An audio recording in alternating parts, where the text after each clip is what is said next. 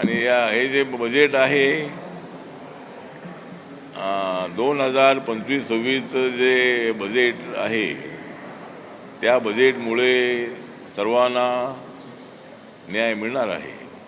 या बजेटमुळे सर्व देशातल्या लोकांना न्याय मिळणार आहे आणि पुढच्या निवडणुकीमध्ये आम्ही काय आहोत हे विरोधकांना कळणार आहे। तर अर्थसंकल्प सादर करण्यात आलेला आहे। हा जो अर्थसंकल्प आहे हा या देशाच्या विकासाला गती देणारा, मध्यमवर्गीय असतील किंवा लोअर क्लासचे लोक असतील, हायर क्लासचे लोक असतील, उद्योग क्षेत्र असेल, बेरोजगारांचा रोजगार असेल, शेतकरी आहेत, शेतमजूर आहेत, कामगार आहेत, अशा सर्व घटकांकडे लक्ष देणारे बजेट आहे। हे बजेट बेकार आहे असं म्हणणाऱ्यांचा चष्मा बेकार आहे आणि प्रत्येक वेळेला अपोजिशन जे आहे ते या बजेटला बेकार म्हणतंय, त्यामुळे त्याने आपला चष्मा बदलला पाहिजे। लोकशाहीमध्ये सरकारला सहकार्य करणं ही विरोधकांची जबाबदारी असते, पण हे जे बजेट आहे हे बजेट सर्वांना न्याय देणार आहे आणि माझ्या मंत्रालयाचं जे बजेट आहे ते जवळ 14,886 कोटीचं बजेट आहे आणि जो स्पेशल कंपोनंट प्लॅन आहे त्याची माहिती आता आम्हाला मिळेल।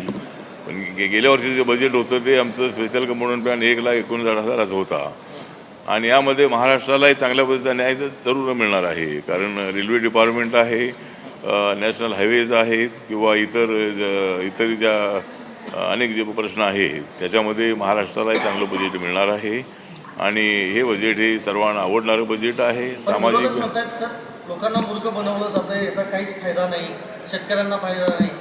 मला असं वाटतं की कोणालाच फायदा नाही असं काय नाही। बजेटचे पैसे जे आहेत ते सगळे लोकांनाच मिळणार आहे। ते काय जे बजेट सगळं आहे ते बजेटचे पैसे सर्व लोकांच्या भल्यासाठी ते खर्च होणार आहे, त्यामुळं मूर्ख बनवण्याचा विषय अजिबात नाही आहे आणि आम्हाला कोणाला मूर्ख बनवायचं नाही आहे आणि विरोधकांनी मूर्ख बनवू नये अशी आपली इच्छा आहे। त्यांनी सुद्धा चांगली भूमिका घ्यावी आणि सरकारला नवीन काय करावं याच्या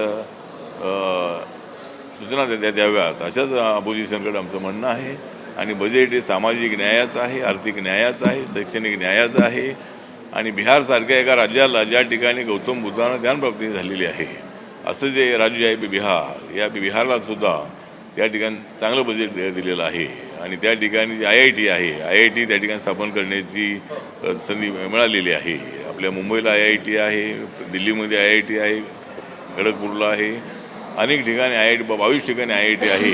आता बिहारमध्ये सुद्धा IIT दिलेली आहे, ही अत्यंत चांगली गोष्ट आहे आणि बजेट अत्यंत चांगलं बजेट आहे आणि दलितांना न्याय देणार अशा पद्धतीचे बजेट आहे।